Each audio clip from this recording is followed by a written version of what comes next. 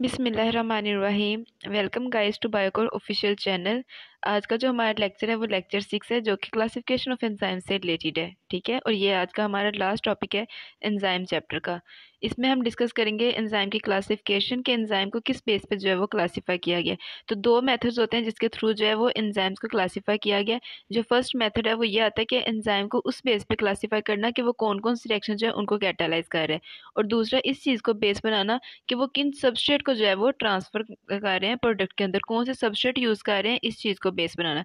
तो ये दो बेसिस पे जो है वो एंजाइम को क्लासीफाई किया गया है। सबसे पहले हम देखते हैं classification on the basis of reaction, कि रिएक्शन की बेस पे हम उनको देखें कि कौन कौन से जो रिएक्शन है वो परफॉर्म करें इस बेस पे। इस तरह बात करें तो एंजाइम को 6 जो है वो क्लासीफाई जो है उसमें किया गया, 6 कैटेगरीज में जो है वो ग्रुपिंग की गई है इनकी। सबसे पहले हमारे पास आता है ऑक्सीडो रिडक्टेज। ऑक्सीडो रिडक्टेज की बात करें तो इसमें वो एंजाइम्स आते हैं जो कि ऑक्सीडेशन या रिडक्शन परफॉर्म करते हैं सबस्ट्रेट की। ठीक है, ये जो रिएक्शन यहाँ पे परफॉर्म होगा वो ऑक्सीडेशन होगा या रिडक्शन होगा। इसमें क्या होता है, इसमें जो हाइड्रोजन है या जो इलेक्ट्रॉन है उसको रिमूव या ऐड किया जाता है। जैसे हम ऑक्सीडेशन की बात करें तो हम कहते हैं ना, ऑक्सीडेशन में addition of oxygen, removal of hydrogen, removal of electrons. तो इन सब को जो है वो बेस बना के, अगर तो इलेक्ट्रॉन रिमूव हो रहे हैं तो दैट इज ऑक्सीडेशन, और अगर इलेक्ट्रॉन ऐड हो रहे हैं तो ये रिडक्शन। तो इनका जो बेसिक मैकेनिज्म है वो ये करते हैं कि रिमूवल ऑफ हाइड्रोजन या addition of hydrogen with electron जो है ये करते हैं सबस्ट्रेट के साथ। ठीक है, इस रिएक्शन को जो एंजाइम परफॉर्म करेंगे उनको बोला जाता है ऑक्सीडो रिडक्टेज। इसकी एग्जांपल की बात करें तो हमारे पास एक बहुत इंपॉर्टेंट एंजाइम है साइटोक्रोम ऑक्सीडेज। वो एंजाइम की बात करें तो वो ऑक्सीडेशन को जो है वो कैटालाइज करता है, ऑक्सीडेशन रिएक्शन को जो है वो करेगा, और साइटोक्रोम की जो है वो ऑक्सीडेशन जो है वो करवाएगा। फिर हम बात करते हैं ट्रांसफरेसिस की। ट्रांसफरेसिस नेम से पता चल रहा है कि ये ट्रांस, ठीक है, जैसे हमें इसका पता चलता है ऑक्सीडो रिडक्टेज है तो इट्स मीन दैट कि ये ऑक्सीडेशन और रिडक्शन करवा रहा है। अब हम बात करते हैं ट्रांसफरेसिस की, तो इनका पता चलेगा कि ये ट्रांसफर करते हैं स्पेसिफिक फंक्शनल ग्रुप्स को। ठीक है, फंक्शनल ग्रुप जो होता है वो आइडेंटिफिकेशन मार्क होता है। जैसे अल्कोहल का फंक्शनल ग्रुप OH, जहाँ पे OH आ रहा है हमें पता है ये अल्कोहलिक ग्रुप है। तो ऐसे ही जो फंक्शनल ग्रुप है एक स्पेसिफिक ग्रुप होता है, और ये उसको जो है जहाँ पे ऐसा सबस्ट्रेट जिसका फंक्शनल ग्रुप ट्रांसफर होना है एक से दूसरे में, ये उसमें जो है वो रोल प्ले करते हैं, ऐसे रिएक्शंस को कैरी ऑन करते हैं, और एक फंक्शनल ग्रुप को एक सबस्ट्रेट से दूसरे पे फिक्स कर देते हैं। फंक्शनल ग्रुप डिफरेंट हो सकते हैं, वो फॉस्फेट हो सकते हैं, अमाइनो ग्रुप हो सकते हैं, मिथाइल, एसाइल, ये सारे जो है इसमें हो सकते हैं।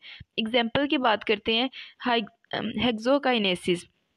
इसकी बात करें तो ये फॉस्फेट ग्रुप को ATP से ग्लूकोज में जो है वो जो है उस ATP का जो फॉस्फेट ग्रुप है, ठीक है, ATP में इस 3 यूनिट्स आते हैं, एडेनिन ट्राईफॉस्फेट। अब वहाँ से जो फॉस्फेट ग्रुप है उसको ट्रांसफर कर देता है ग्लूकोज के पास। ठीक है, हेक्सोकाइनेस ये एक एंजाइम है, ये इस चीज़ में जो है वो रोल प्ले कर रहा है।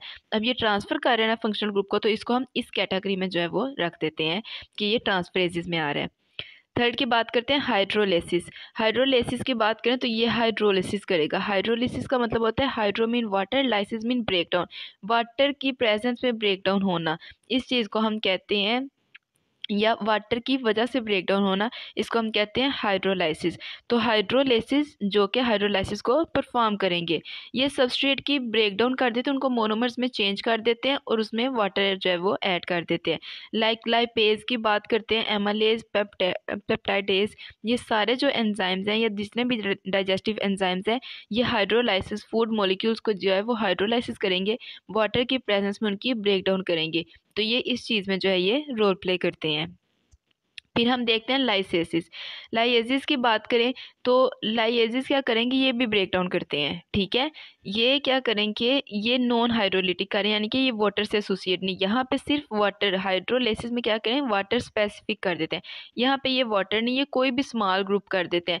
लाइक कार्बन डाइऑक्साइड को रिमूव करवा दिया, NH2 को जो है वो रिमूव या ऐड करवा के बॉन्ड बना दिया, तो ये एक नया जो है वो प्रोडक्ट बनाते हैं, और उसमें से कोई भी छोटा फंक्शनल ग्रुप की बात नहीं हो रही, कोई भी एक छोटा सा जो है वो मॉलिक्यूल ये रिलीज या ऐड करवा के उसको चेंज कर देते हैं।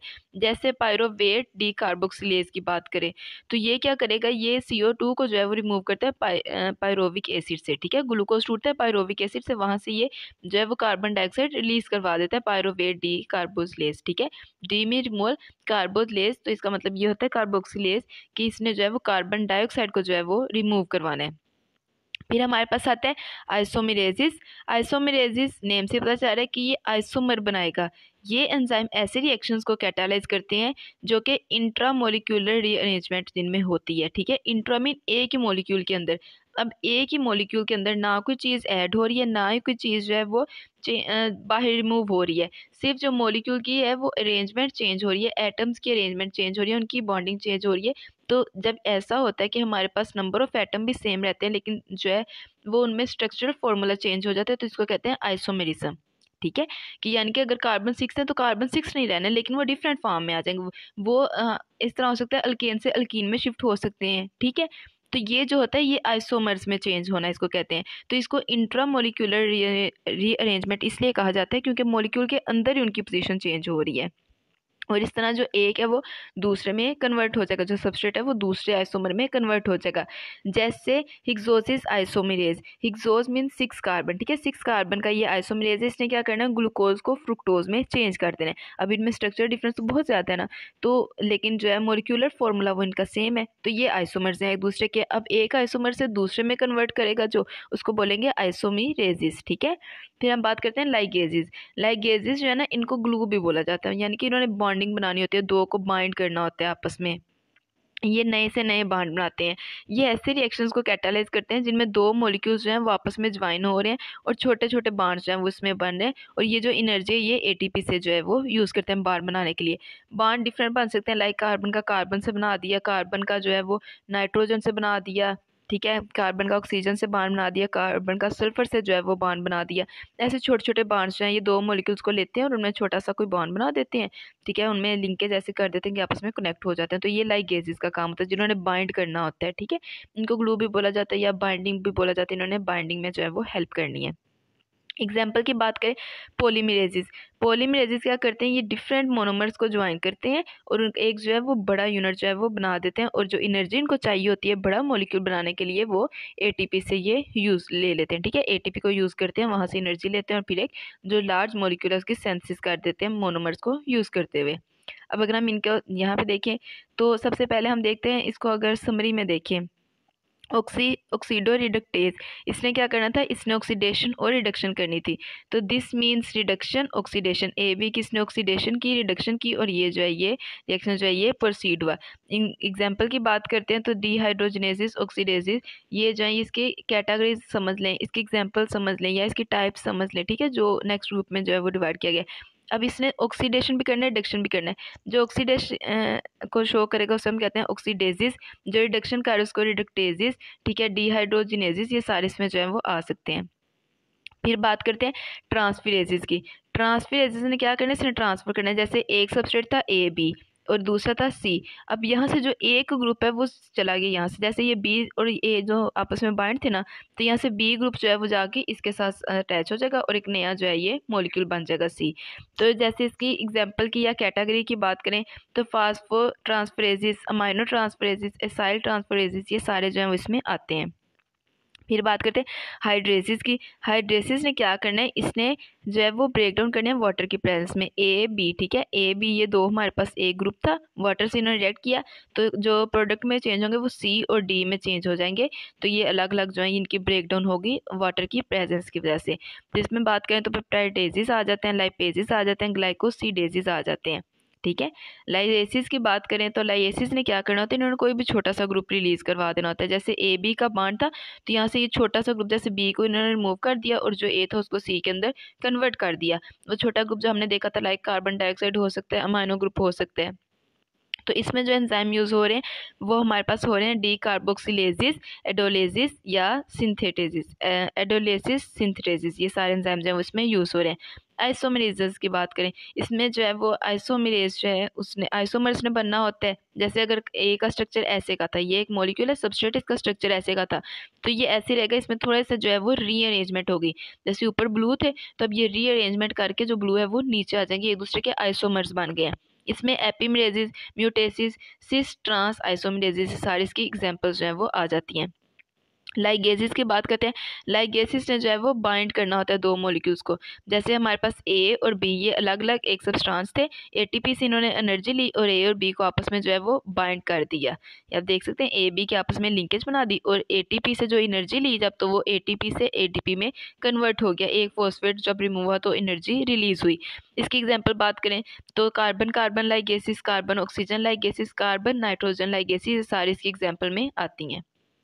अब हम बात करते हैं classification on the basis of substrate. Substrate की बेस पे इनको कैसे क्लासीफाई किया जाता है। सबस्ट्रेट की बेस पे क्लासिफिकेशन का मतलब ये होता है कौन से जो है ये रिएक्टेंट यूज़ कर रहे हैं, सबस्ट्रेट यूज़ कर रहे हैं उस बेस पे। अब इस तरह इनको 4 क्लासेस में जो है वो डिवाइड किया गया है। प्रोटीनेजिस, ठीक है, एक हमारे पास है प्रोटीएजिस। प्रोटीएजिस नेम से पता चल रहा है प्रोटीन, ये वो एंजाइम का ग्रुप होगा जो कि सिर्फ प्रोटीन को करेगा। अब एंजाइम कोई भी है लेकिन अगर उसका सबस्ट्रेट प्रोटीन है तो वो प्रोटीएजिस में आ जाएगा। एग्जाम्पल की बात करें पेप्सिन, ट्रिप्सिन, ये दोनों जो है इन्होंने प्रोटीन को डाइजेस्ट करना है तो ये सेम कैटेगरी में आ गए कि इनको जो है वो सबस्ट्रेट जो है वो प्रोटीन चाहिए। ये लार्ज पॉलीपेप्टाइड को स्मॉल के अंदर जो है वो तोड़ते हैं, प्रोटीन की ब्रेकडाउन में जो है वो यूज़ होता है।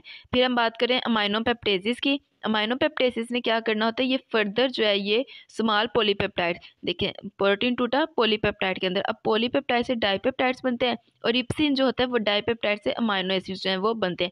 ये सारे जो है वो प्रोटीन, ये जो जितने भी हमने एंजाइम देखे हैं ये प्रोटीन की जो है वो ब्रेकडाउन कर रहे हैं, ठीक है, तो इनको जो है वो प्रोटीएजिस में रखा जाता है। फिर हम बात करते हैं लाइपेजिस की। लाइपेजिस नेम से ही पता चल रहा है कि ये जो एंजाइम है ये लिपिड्स पे जो है वो एक्ट करेंगे, लिपिड्स को जो है वो उनकी ब्रेकडाउन को कैटालाइज करेंगे। जैसे पेनक्रियाटिक लाइपेज, ये जो है ये लिपिड्स को जो है वो हाइड्रोलाइज करता है कि फैटी एसिड और ग्लाइस्ट्रोल के अंदर। फिर बात करते हैं कार्बोहाइड्रेसिस की। तो कार्बोहाइड्रेसिस क्या करेंगे, ये बिगर कार्बोहाइड्रेट्स जो होते हैं उनको स्मॉलर यूनिट्स के अंदर इनकी ब्रेकडाउन कर लेते हैं। एग्जांपल की बात करते हैं एमालेस। एमालेस स्टार्च पे या ग्लाइकोजन पे एक्ट करते हैं जो कि पॉलीसेकेराइड्स हैं, ठीक है। कार्बन का जो है वो बेसिक जो है बहुत बड़ा जो है वो लार्जर क्लास है इनकी, जो है वो बड़ा यूनिट है इनका। तो इसमें बात करें तो इन्होंने तोड़ना होता है, टूटा होता है माल्टोज में, ठीक है, माल्टोज में वो इनको तोड़ देते हैं। सेलुलेज की बात करें तो इसमें जो है वो सेलुलोज की या जो है वो ब्रेकडाउन होती है सेलुलोबियस में, ठीक है, ये भी एक डाइसेकेराइड है सेलोबियोज, या ग्लूकोज में उसकी जो है वो ब्रेकडाउन होती है। माल्टेज की बात करें तो इसमें माल्टोज ने जो है वो ग्लूकोज में टूट रहे हैं। सुक्रेज की बात करें तो सुक्रोज ने जो है वो ग्लूकोज या फ्रुक्टोज में टूटना होता है। लैक्टेज की बात करें तो इसमें ग्लूकोज ने जो इसमें लैक्टोज है उसने ग्लूकोज और ग्लैक्टोज में टूटना होता है। तो ये सारे जो हैं ये ग्लूकोज के ही जो है ये ग्लूकोज में इनकी होती है, क्योंकि ग्लूकोज जो है वो मोनोसेक्राइड्स है, फर्स्ट कैटेगरी है, सिंपल होते हैं उसमें जो है ये टूट जाते हैं। और इसमें क्या किया जाता है, इसमें जो मेजर होते हैं या जो कॉम्प्लेक्स कार्बोहाइड्रेट्स हैं उनकी सिंपल के अंदर जो है वो की जाती है। वेदर एंजाइम कोई भी हो, ठीक है, लेकिन अगर वो कार्बोहाइड्रेट को डाइजेस्ट कर रहा है तो उसको कार्बोहाइड्रेसिस में रखा जाएगा। लास्ट क्लास की बात करते हैं न्यूक्लियेसिस। न्यूक्लियेसिस ने क्या करना होता है, ये न्यूक्लिक एसिड पे जो है वो एक्ट करेगा और उसकी ब्रेकडाउन को जो है ये कैटालाइज करता है। इसकी एग्जांपल की बात करें तो इसमें आरएनएजिस, ठीक है, डीएनएजिस, एटीपी एजिस आ जाते हैं। ये सारे जो एंजाइम्स हैं ये आरएनए, डीएनए और एटीपी की जो है वो ब्रेकडाउन के लिए यूज़ किए जाते हैं। जैसे आरएनए एजिस तो ये आरएनए की ब्रेकडाउन के लिए यूज़ किया जाएगा, डीएनए एजिस तो ये डीएनए की ब्रेकडाउन के लिए यूज़ किया जाएगा, एटीपी एजिस तो ये एटीपी की जो है वो ब्रेकडाउन के लिए यूज़ किया जाएगा। तो ये था हमारा आज का topic. Hope you will get it. If you find any confusion regarding this you can ask me in the comment session. See you in the next video. Take care.